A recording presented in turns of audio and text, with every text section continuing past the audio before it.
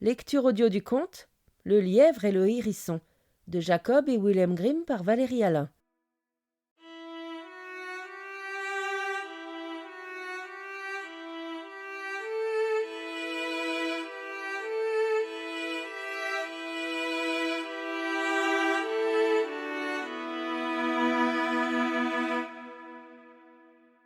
Cette histoire vous semblera un mensonge, mes garçons.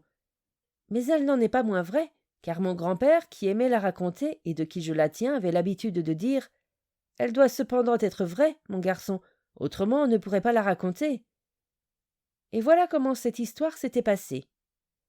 C'était un dimanche matin au moment de la moisson, exactement au moment où le sarrasin était en fleurs. Le soleil brillait haut dans le ciel, une tiède brise matinale soufflait sur les chaumes, les alouettes chantaient dans les airs, les abeilles bourdonnaient dans les champs de sarrasin, et les gens se rendaient à l'église, vêtus de leurs habits du dimanche, et toutes les créatures étaient joyeuses, et le hérisson aussi.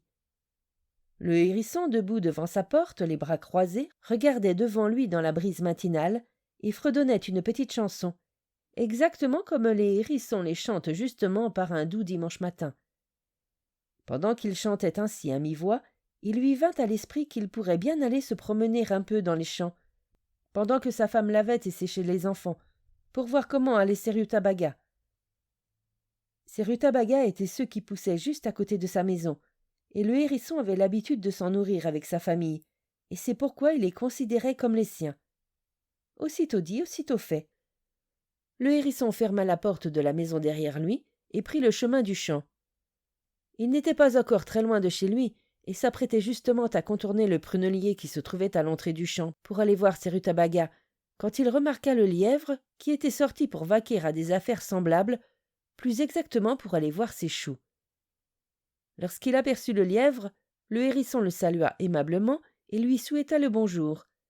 Mais le lièvre, qui était à sa façon un monsieur distingué et terriblement hautain, ne répondit pas au salut du hérisson, et lui dit en prenant un air particulièrement railleur « Comment se fait-il que tu sois déjà dans les champs de si bon matin ?»« Je me promène, » dit le hérisson. « Tu te promènes ?» dit le lièvre en riant. « Il me semble que tu pourrais faire un meilleur usage de tes jambes. » Cette réponse irrita le hérisson au plus haut point, car il pouvait tout supporter hormis le fait qu'on s'en prenne à ses jambes, qui étaient tordues par nature. « Tu t'imagines certainement pouvoir faire plus de choses que moi avec tes jambes, » dit alors le hérisson au lièvre. « Effectivement, » dit celui-ci. « Cela dépend de ce que l'on essaie de faire, » répondit le hérisson. « Je parie que si nous faisons la course, j'arriverai avant toi. »« Il y a de quoi rire, toi, avec tes jambes tordues, » dit le lièvre. « Mais c'est d'accord, si tu en as vraiment envie.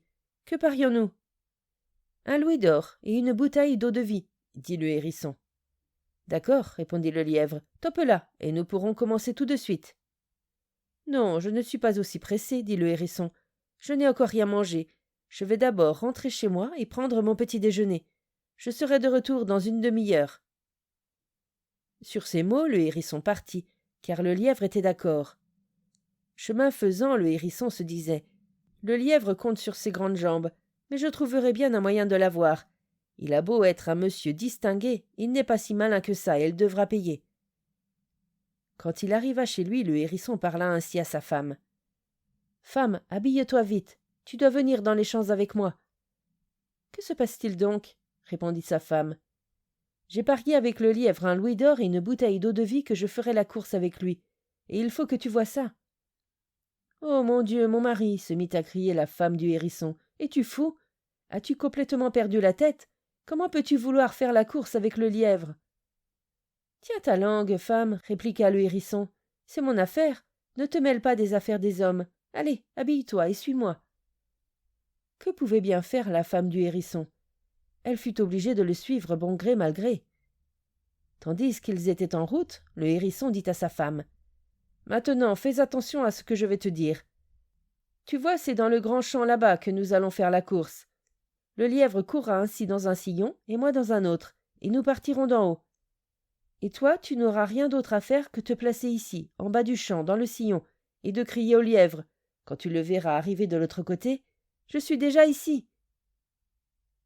Ce faisant, ils arrivèrent au champ, Le hérisson indiqua à sa femme où elle devait s'installer et remonta le champ.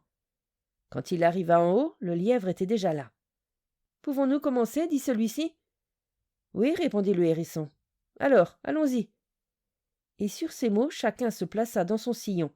Le lièvre se mit à compter. Et 1, et 2, et 3. Puis il s'élança comme un ouragan vers le bas du champ. Le hérisson courut environ 3 pas, puis il se fit tout petit dans le sillon, et resta tranquille. Quand le lièvre arriva en courant à toute allure en bas du champ, la femme du hérisson lui cria « Je suis déjà ici !» Le lièvre s'arrêta court. Il n'était pas peu étonné. Il croyait que c'était le hérisson lui-même qui lui criait cela, car comme on le sait bien, la femme du hérisson a exactement la même apparence que son mari. Le lièvre se dit cependant « Quelque chose ne tourne pas rond ». Il s'écria « Courons encore une fois, dans l'autre sens !» Et il repartit comme un ouragan, ses oreilles flottant au vent. La femme du hérisson, quant à elle, resta bien tranquillement à sa place. Quand le lièvre arriva en haut du champ, le hérisson lui cria « Je suis déjà ici !» Le lièvre, hors de lui cria à son tour « Courons encore une fois, dans l'autre sens !»« D'accord, répondit le hérisson, je veux bien courir autant de fois que tu le voudras. » Le lièvre courut alors encore 73 fois, et le hérisson tenait toujours bon face à lui. Et chaque fois que le lièvre arrivait en bas ou en haut, le hérisson ou sa femme lui disait « Je suis déjà ici !» Mais la 74e fois, le lièvre n'arriva pas au bout. Il s'effondra au milieu du champ. Le sang coulait de sa bouche et il resta mort sur place. Quant au hérisson, il prit le louis d'or et la bouteille d'eau-de-vie qu'il avait gagnée, dit à sa femme de sortir du sillon et ils rentrèrent tous deux chez eux, bien contents. C'est ainsi qu'il arriva que, dans la lande de Buxtehude, le hérisson fit courir le lièvre jusqu'à ce qu'il en meure, et depuis ce temps-là, aucun lièvre n'a eu de nouveau l'idée de faire la course avec un hérisson de Buxtehude. La leçon de cette histoire est cependant la suivante. Premièrement, que personne, si distingué qu'il se croit, ne doit se permettre de se moquer de quelqu'un qui est plus faible que lui, quand bien même ce serait un hérisson. Et deuxièmement, qu'il est conseillé, quand un homme cherche à se marier, qu'il se choisisse une épouse qui appartienne au même milieu que lui et qui ait exactement la même apparence que lui. Ainsi, quand on est hérisson, il faut faire en sorte que sa femme soit aussi un hérisson, et ainsi de suite.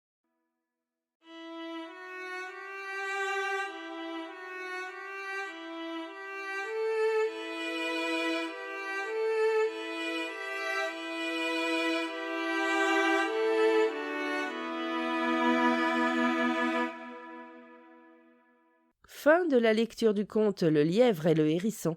Merci de votre écoute. Je vous rends vos oreilles. Cœur avec les doigts.